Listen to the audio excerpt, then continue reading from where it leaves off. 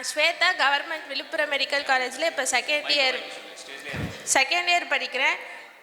First time வந்து 11th 12th integrate course படிக்கும் போது 12th முடித்தோடனே 451 எடுத்தேன். அப்போ பெருசாக ஐடியா எதுவும் இல்லை.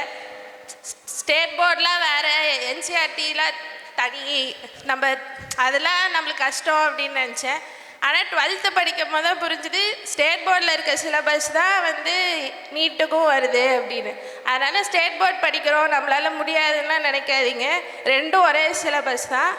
அப்புறம் 1 இயர் ரிப்பீட் பண்ணி 643 எடுத்து இப்போ கவர்மெண்ட் விழுப்புரம் மெடிக்கல் காலேஜில் படிக்கிறேன். கண்டிப்பாக உங்களாலேயும் முடியும். நீங்களும் டாக்டர் ஆகி மெடிக்கல் காலேஜ்க்கு வாங்க. தேங்க்யூ. சதீஷ் சாருக்கு ரொம்ப தேங்க்ஸ் சொல்லணும்.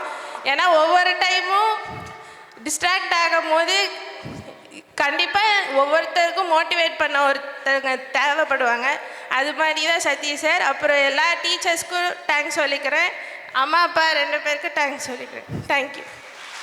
காலை வணக்கம். எங்களுடைய பாப்பா வந்து ராமகிருஷ்ணா மெட்ரிகுலேஷனில் தான் படித்தாங்க. +2 படித்தாங்க.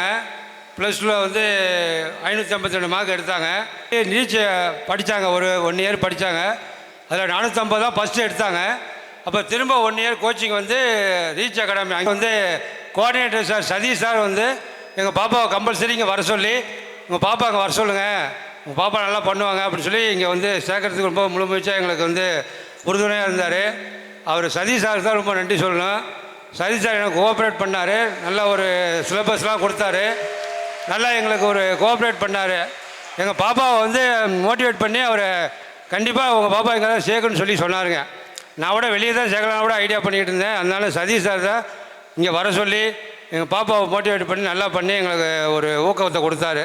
இந்த ரீச் அகாடமிக்கு அனைவருக்கும் இந்த Ramesh sir, Satish sir, Suresh sir, இவங்க அனைவருக்கும் ரொம்ப நன்றியை சொல்லிக் கொடுக்குறேன்.